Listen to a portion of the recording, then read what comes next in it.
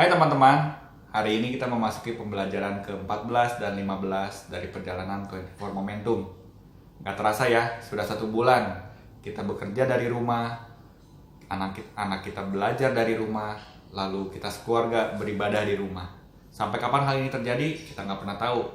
Tapi kita bisa berdoa sepakat bahwa semua ini segera bisa berlalu dan kita bisa beraktivitas kembali seperti semula.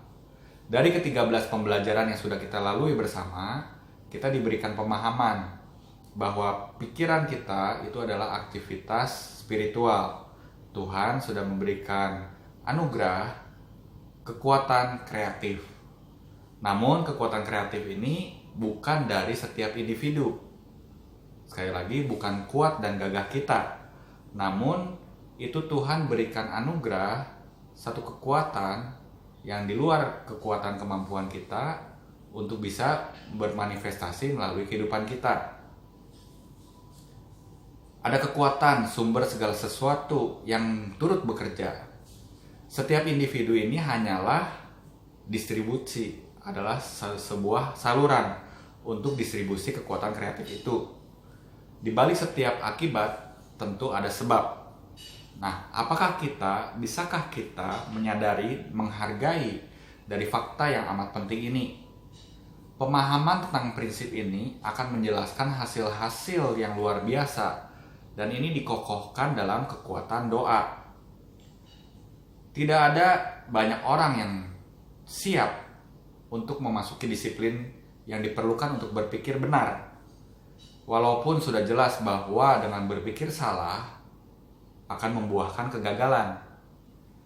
Memasuki disiplin yang diperlukan untuk memunculkan perubahan radikal di dalam kehidupan kita, teman-teman dan saya, kita harus melakukannya dengan sengaja.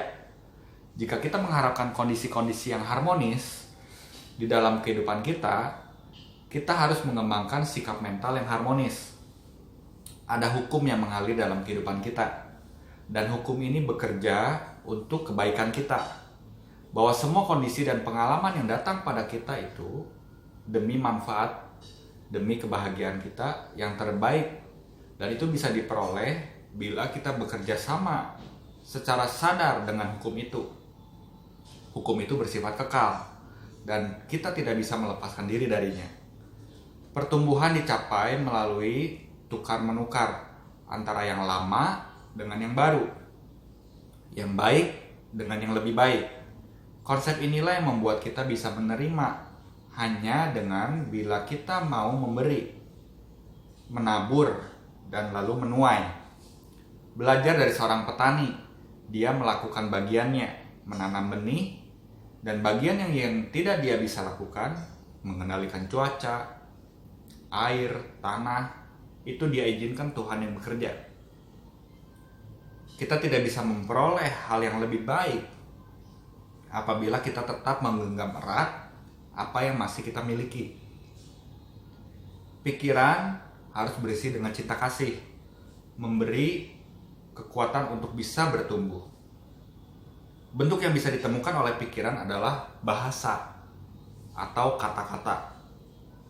Inilah sebabnya kata-kata itu sangat penting, karena itu adalah manifestasi pertama dari pikiran.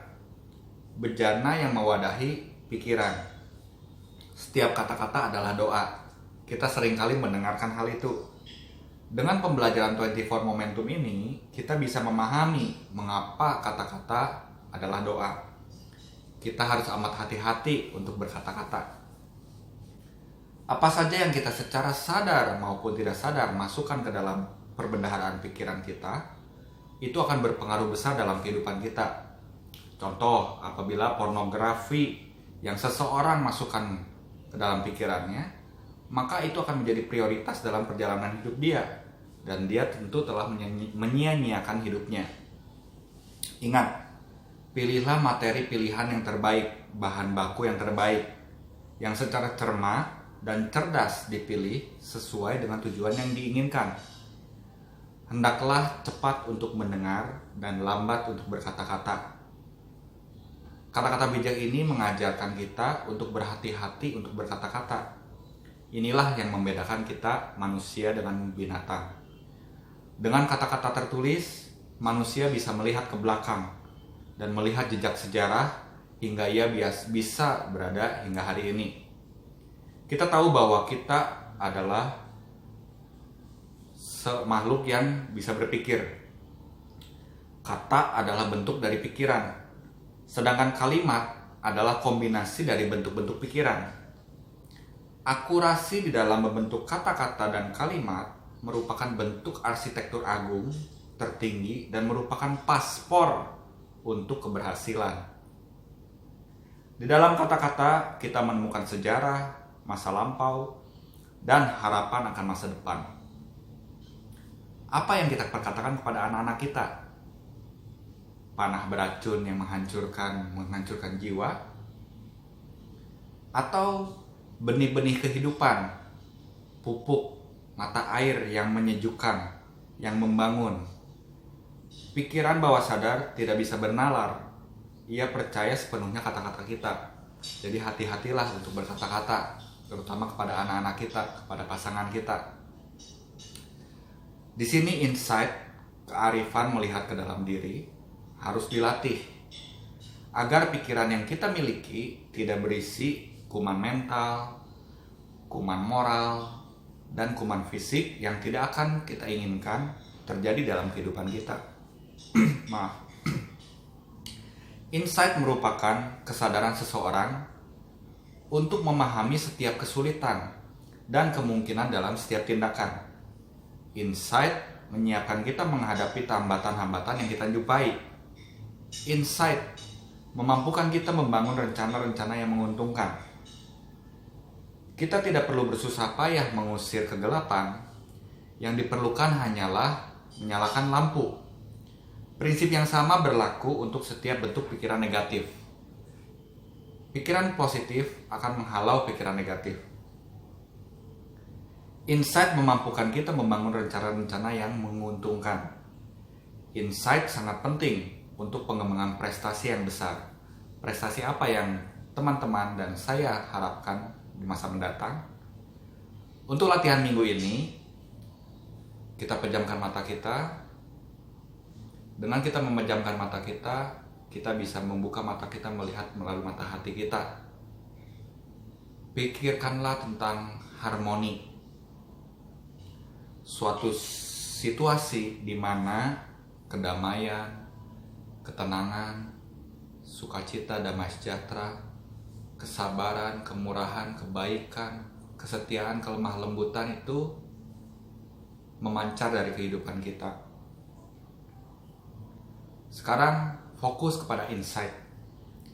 Sadari bahwa memiliki pengetahuan tentang kekuatan kreatif ini tidak berarti kita memiliki seni berpikir. Pengetahuan itu tidak bisa menerapkan dirinya sendiri. Kita harus dengan secara sadar, dengan tindakan, dengan kebiasaan, untuk bisa menerapkan pengetahuan itu dengan usaha yang sungguh-sungguh dalam kehidupan kita. Ingat, tarik nafas dalam, hembuskan. Lepaskan semua hal yang negatif. Teruslah di jalur dalam pemikiran ini sampai teman-teman dan saya menyadari, memperoleh insight.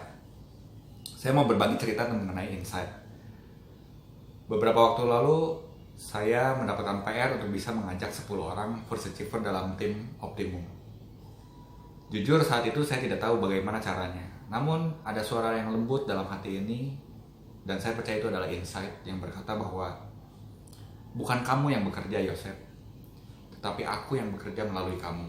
Hal itu yang membuat saya dan istri sepakat bahwa ya, kami mau mengambil bagian kami, salah satunya dalam membuat video 24 Momentum ini.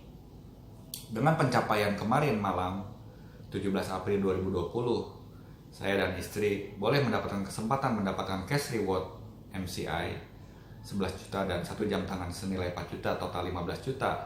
Di tengah-tengah kondisi seperti ini, teman-teman, 1 bulan kami bekerja dari rumah dan mendapatkan prestasi yang menurut kami cukup bisa memberikan bukti kepada teman-teman bahwa bisnis MCI bisa dilakukan dari rumah dan kita bisa berdampak bagi sesama kita.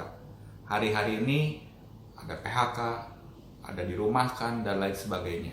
Bisnis MCI memungkinkan jadi sarana untuk bisa mendapatkan penghasilan dengan kita berbagi cerita. Oke teman-teman, lakukan latihan ini 14 dan 15. Saya yakin dari 15 kali pertemuan ini akan membawa dampak yang positif bagi kehidupan kita. Oke teman-teman, selamat praktek. Ingat, pengetahuan ini tidak bisa menerapkan dirinya sendiri. Pengetahuan ini harus diaplikasikan. Praktek, praktek, praktek. Temukan insight, temukan harmoni. Selamat berdampak. Tuhan memberkati. Salam kaya harta jiwa, Better Life with MCI.